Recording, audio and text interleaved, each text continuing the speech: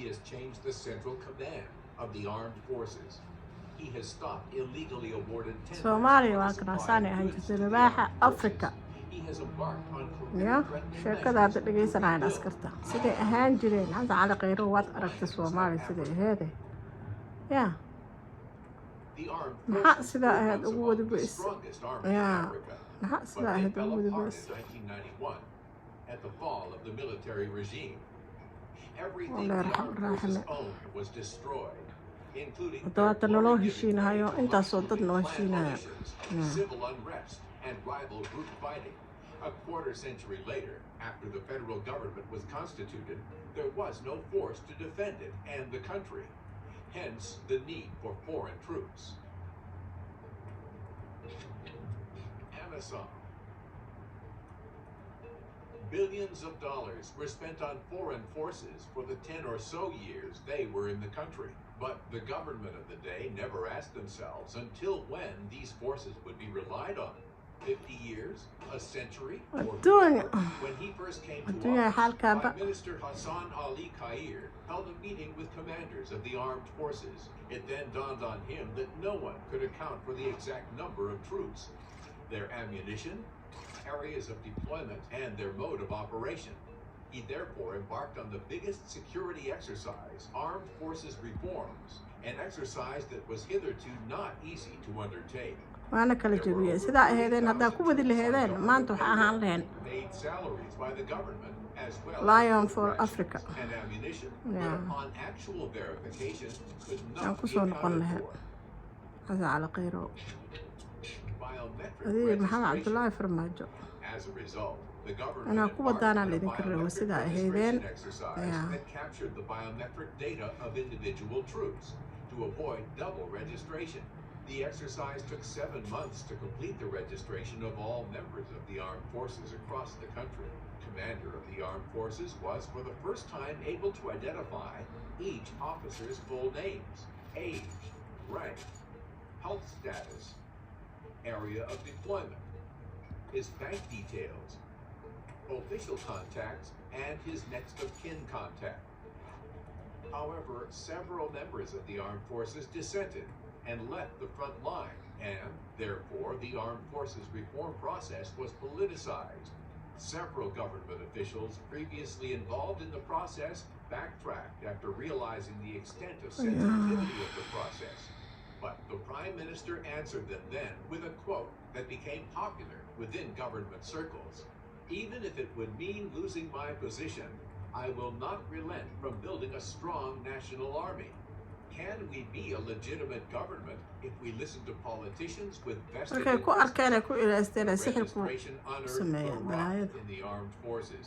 After it was realized over aa laydin kala 10,000 dila adiga post ninka ragga ah officers isla were on dadaalayeen government yaa payroll, leading maxamed to the cabdullaahi loss of farmaajo $2 million per month, since salaries were withdrawn in cash from the central bank, making it prone to embezzlement.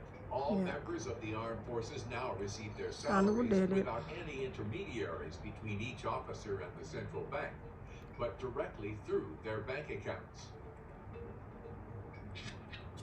Food rations.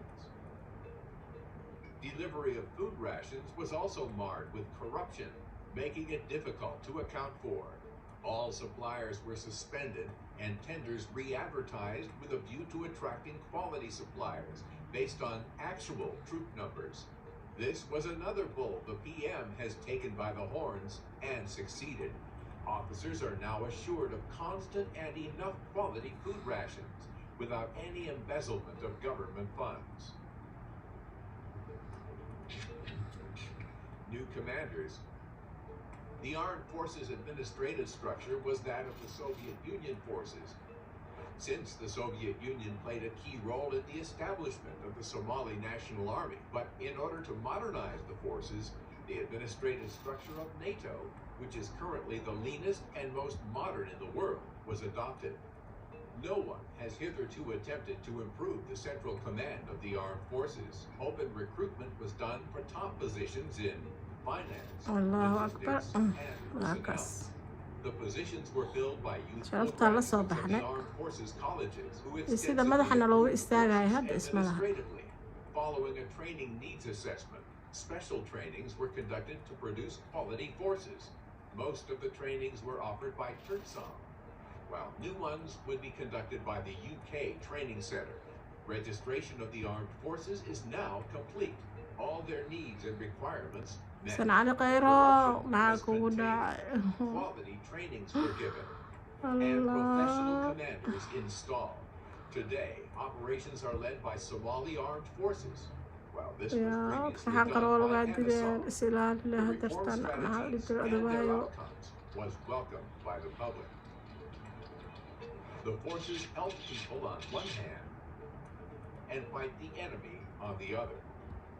The iyo kale reform was xijaar iyo ha also is lauded by ilaaliyaan marka Somalia's international partners, some of whom previously suspended their support for the sharaftaan la soo national army. baxnay xasan cali The US khayre iyo government, maxamed which cabdullaahi offered the farmaajo ay biggest military dadaaleen support to aa la kala Somalia, dilay suspended its shayaadiin support aa in kala dilay ceel 2017 badanaa following massive corruption in the armed forces. ceel But badanaa following successful implementation of Kair's reform agenda and strategies, they have acknowledged the tangible results, and the U.S. has now karkarkaan resumed ku its soo baxnay iyo support. sidii naloo The dilay armed ma isla forces reforms called for tough decision-making, ninkaan ragga dadaali jiray and balaayo ah hesho selection of balaayo professional anaga commanders with security anaga sixnay background ninkaari and qabaan free from corruption.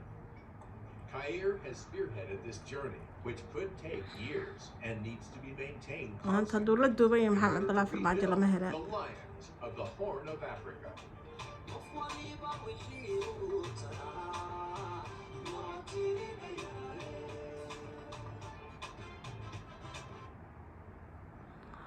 ah